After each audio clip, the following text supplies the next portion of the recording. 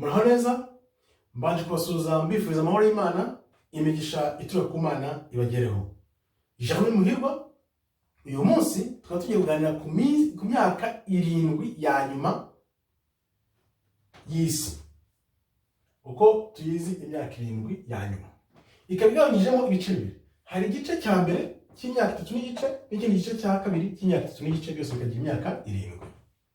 Uko tubizi rero, ubu ngubu umwanzi Satani arakora aticaye kugira ngo ayobye ibyanditswe. Uko ibintu byanditswe ari kugira ngo abiyobye kandi ayobye n'abantu. Niyo mpamvu rero nawe ugomba kuba maso. Ugomba kuba maso ugakanura, kuko biri ku ubu ngubu ntaho bihuriye n'ibingibi by'imyaka 7 ya nyuma. Kuko ibyo Satani arimo arakora no kugira ngo ayobye uburari abantu bamukurikire, bagwe mu byo batazi, ubugingo bwabo batsikirire. Iyi myaka rero 7, ku itangiriro ryayo kizayiranga hazaba abahamya, abahamya b'Imana babiri.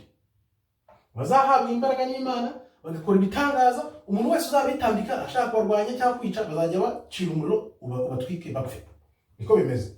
Bazagira rero izo mbaraga iyi myaka 3 n'igice, cyangwa se ihwanye n'iminsi 260 cyangwa se amezi 42.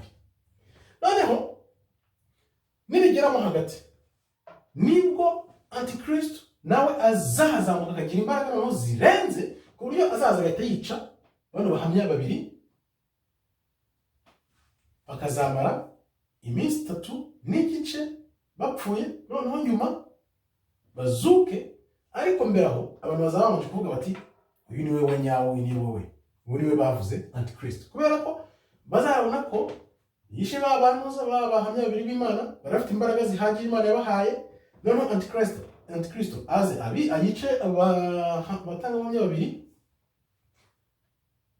b'Imana, abantu bahite bavuga bati Antikristo niwe muntu. Ku muntu utazi rero ibi bintu ko bizagenda, azatavuga ati Antikristo niwe mwami w'abantu. Hano ko bimeze. Nyuma aho Antikristo nawe azagira imbaraga za shitani z'imyaka 3 n'igice, ya minsi 260 cyangwa se amezi 42. Noneho nyuma nibwo Kristo azaza agatwara be itorero nk'uko babivuga, noneho bakazagarukana baje gutsinda Satani no kumurangiza burundu. Aha rero twasubiye tukavuga tuti, munsi ko harimo abantu bavuga ngo abantu bazajyana mu ijuru bateruwe muri rapture iyi myaka 7 gitangira kwikubitiro. Niko bavuga ko nyine ibintu bijya gukomera mu itangiriro. Hano imyaka 7 igiye gutangira aribwo abantu bazaterwa bakajyana mu ijuru.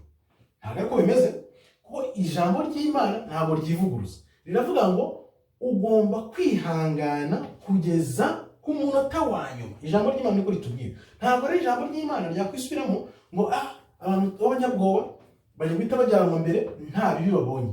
Ni ukuvuga ngo iyi myaka 3 kizashira abantu bagihari, Antikristo aze abantu bagihari. None ahubwo Antikristo namara kuza nibwo kwa kwihangana kwacu n'ukuri kwa nyakuri koko kugaragaza ko twemera Imana bizagaragara. Ubwo nibwo ikandamiza bizagaragara, bigatangira abantu bakihangana se cyangwa abandi bagakurikira Antikristo. Nuvuga ngo kujya mu ijuru ntabwo twabyita mu biciro cyangwa ibintu byoroshye. Muzahita mugenda muke nta mutageragejwe. Mugomba kugeragezwa mukihangana kugeza ku munota wa nyuma, aribwo Kristo bwazaza akazamura be, no tukagarukana nawe tuje guhashya no gutsinda burundu umwanzi Satani burundu. Ibi rero niko bizagenda. Kandi ikindi rero, we muntu wumva utekereza, reba biri kuba muri nosi, ibiba byose ni kugira ngo babayobye uburari. Noneho wowe ukomeze ukurikire Satani ibyo ari gukora, ariko ibyanditse biri kubera handi ntabwo uri kubireba. Ukurikire hano kugira ngo ukurikire hariya. Ni ukuvuga ngo rero ibyo bari gushyira mu bantu bifitanye isano n'uku kuyobya uburari, kubera ko Imana ijya kukurema ntabwo yavuze ngo nzagushyiramo ibintu. Imana twese tuzi ukuntu yaturemye, ibyo bintu bifata ukayijyamo. Tegereza gato uzabona icyo bizakorera isi yose. Nibyo n'ibindi twazaganira gato. Iyo umaze kumva ibintu rero nibwo ubona ko neza ishuri nta kintu na kimwe ryakwigishije kubyerekeranye n'agakiza kawe n'ubugingo bwawe. Kanguka wiyigisha ubwawe inzira z'ikigendwa, ukurikira Imana aho gukira umwanzi Satani uri kuyobya kugira ngo akurimbure kuri ino si, azanakurimbure mu bugingo buhoraho iteka ryose, uzajya mu muriro utazima. Aba rero mbashimiye, Imana ikomeze ibarinde. Shalom, shalom, shalom.